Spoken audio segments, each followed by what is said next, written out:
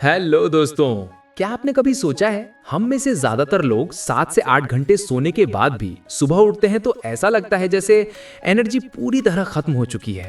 थकान, सिर भारी और मन में एक अजीब सुस्ती। वहीं जापान में लोग दिन के 4 या 5 घंटे ही सोते हैं और फिर भी सुबह ऐसे उठते हैं जैसे किसी ने फुल चार्ज कर दिया हो। तो आखिर फर्क कहाँ है? क्या उनकी बॉडी अलग है?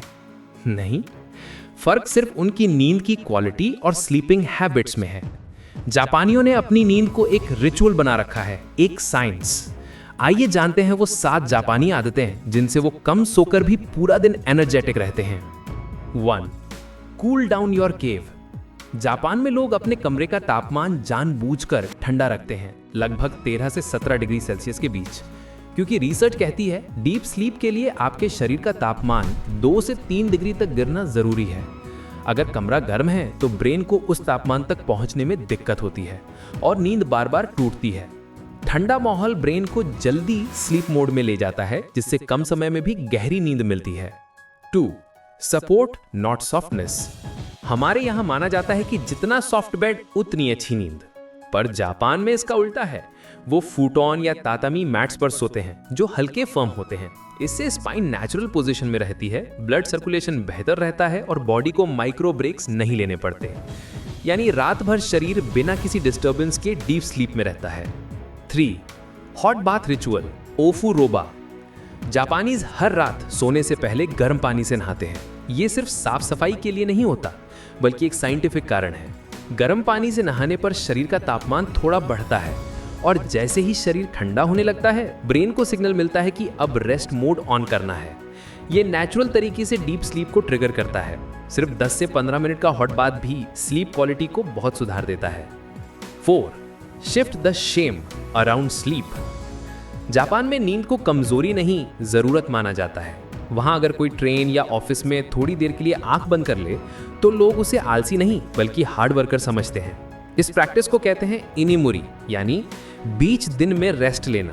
वो अपने शरीर के सिग्नल की इज्जत करते हैं। थकान छिपाने के लिए कैफीन नहीं पीते, बल्कि कुछ मिनट रेस्ट लेकर सिस्टम रीसेट करते हैं।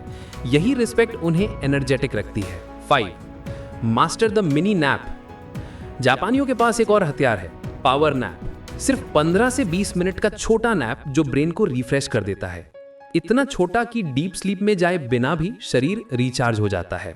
ये नैप कल्चर उनके प्रोडक्टिविटी लेवल को कई गुना बढ़ा देता है। इसलिए उन्हें लंबी नींद की जरूरत नहीं पड़ती, क्योंकि उनका शरीर दिन भर छोटे छोटे ब्रेक से खुद को रिचार्ज करता रहता है। 6. Sleep on button digital discipline. सोने से पहले मोबाइल या लैपटॉप का इस्तेमाल नींद को सबसे ज्यादा नुकसान पहुंचाता है। स्क्रीन की ब्लू लाइट मेलाटोनिन को दबा देती है, वही हार्मोन जो नींद लाने के लिए जिम्मेदार होता है। जापान में सख्त रूल है, बेड टाइम से 1 घंटा पहले कोई स्क्रीन नहीं। उस वक्त वे किताब पढ़ते हैं, ध्यान लगाते हैं या बस शांत बैठते हैं। ये आदत ब्रेन को रिलैक्स मोड में भेज देती है और नींद नेचुरली गहरी आती है। 7. Upgrade your pillow. पिलो सिर्फ आराम के लिए नहीं, स्लीप हेल्थ के लिए भी जरूरी है। जापान में लोग सोबाकावा पिलो यूज करते हैं, जो सिर नहीं बल्कि गर्दन के नेचुरल कर्व को सपोर्ट करता है। इससे ब्लड फ्लो सही रहता है, स्टिफनेस नहीं होती और सुबह बॉडी हल्की महसूस होती है। एक रिसर्च के मुताबिक सही पिलो से स्लीप क्वालिटी और एनर्जी लेवल 40% तक बेहतर हो सकते हैं। जापानीज लोग इसलिए कम सोकर भी एनर्जेटिक रहते हैं क्योंकि उन्होंने ज्यादा सोने की जगह सही तरीके से सोना सीखा है। उनकी नींद में गहराई है, डिसिप्लिन है और सबसे बड़ी बात रिस्पेक्ट है। वो नींद को वेस्ट ऑफ टाइम नहीं समझते, बल्कि अपने परफॉर्मेंस का फाउंडेशन मानते हैं। और यही फर्क उन्हें दुनिया के सबसे फोकस्ड और प्रोडक्टिव लोगों में शामिल करता है।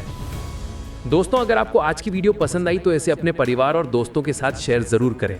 चैनल पर नए हैं तो चैनल को सब्सक्राइब और वीडियो को लाइक जरूर करें। मिलते हैं एक अगली वीडियो में। आप अपना ख्याल रखें। जय श्री कृष्णा।